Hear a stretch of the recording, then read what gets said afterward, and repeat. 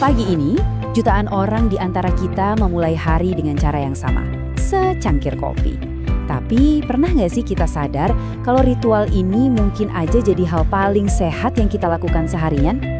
Ternyata ada sains yang luar biasa di balik minuman yang kita suka banget ini. Yuk kita bongkar bareng-bareng.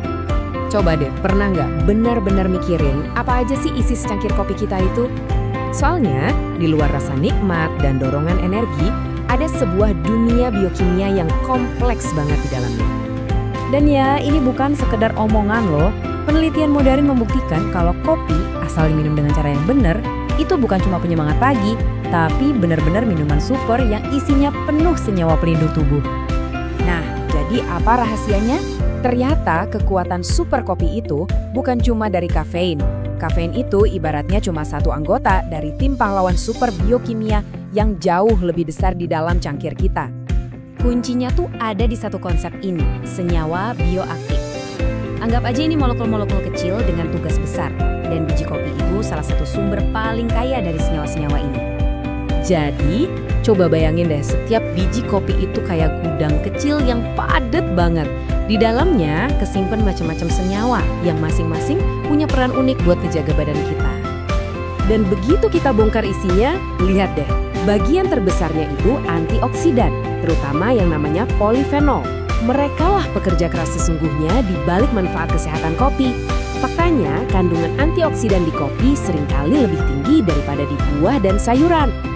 Para pahlawan di balik layar ini, terutama asam klorogenat, kerja non-stop buat melawan stres oksidatif yang jadi akar dari banyak penyakit kronis.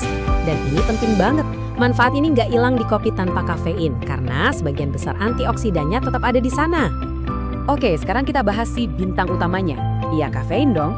Cara kerjanya itu pinter banget. Kafein sebenarnya nipu otak kita. Dia ngambil tempat yang harusnya diisi sama molekul pemicu ngantuk, yaitu adenosin.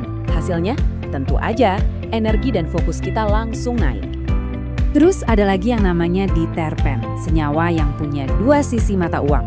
Di satu sisi mereka bagus buat hati kita, tapi di sisi lain mereka bisa naikin kolesterol jahat. Tapi tenang dulu, ada trik gampang banget buat ngatasin risiko ini, nanti kita bahas. Oke, jadi semua senyawa keren tadi, efek nyatanya buat badan kita apa sih? Yuk kita lihat beberapa data paling mencengangkan dari penelitian. Siap-siap ya, karena angka-angkanya ini beneran bikin kaget. Kita mulai dari organ yang penting banget, hati. Ternyata nih ya, minum kopi rutin bisa nurunin risiko kematian akibat penyakit hati kronis sampai 71%. Gila kan, angka segede itu? Gak berhenti di situ. Untuk kanker kolorektal, risikonya bisa turun sampai 26%. Terus, gimana soal mitos kopi itu jelek buat jantung? Salah besar, justru resiko stroke bisa turun sampai 21%. Dan daftarnya tuh masih panjang banget. Dari ngelindungin otak kita dari depresi, nurunin risiko diabetes tipe 2, sampai bikin kita lebih panjang umur. Buktinya tuh kuat banget. Kopi ini bener-bener kerja keras buat kesehatan kita. Oke, manfaatnya udah jelas kan? Keren banget. Pertanyaan selanjutnya, gimana caranya biar kita dapat semua manfaat maksimal itu? Gampang kok, cuma ada 3 aturan emas yang perlu diingat.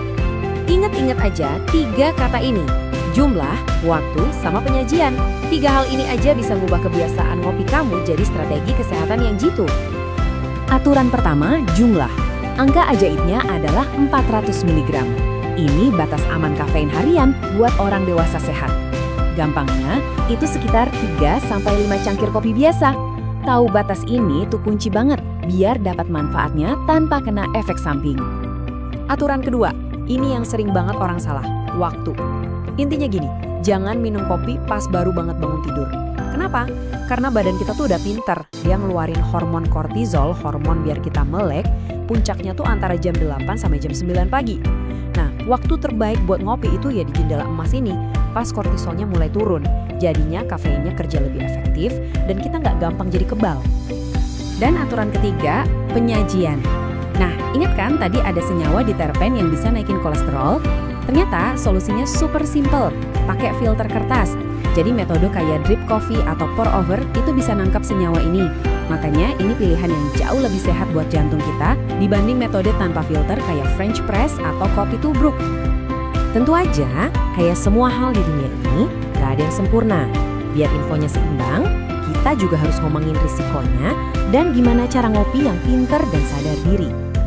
Jadi gini, hampir semua efek negatif kopi itu karena satu hal, kebanyakan. Kalau kafeinnya over, ya muncullah semua ini. Rasa cemas, gelisah, susah tidur, jantung deg-degan. Kuncinya ya satu, tahu kapan harus bilang cukup. Dan ini mungkin nasihat paling penting dari semuanya. Angka 400 mg itu kan cuma patokan umum. Tiap orang itu beda-beda banget sensitivitasnya sama kafein. Genetik ngaruh banget loh. Jadi yang paling benar adalah dengerin badan Anda sendiri. Dia pemandu terbaik. Jadi kalau kita simpulkan semuanya, resep kopi paling sehat itu sebenarnya yang paling simpel. Kopi hitam, tanpa gula, dan diseduh pakai filter kertas. Udah sesimpel itu. Gula dan creamer itu justru bisa ngehapus semua manfaat baiknya loh. Nah, dengan semua info baru ini, ritual ngopi pagi kamu sekarang punya kekuatan super. Jadi pertanyaannya sekarang, perubahan kecil apa nih yang bakal kamu lakuin buat secangkir kopi besok pagi? Coba deh pikirin. Makasih ya udah nyimak.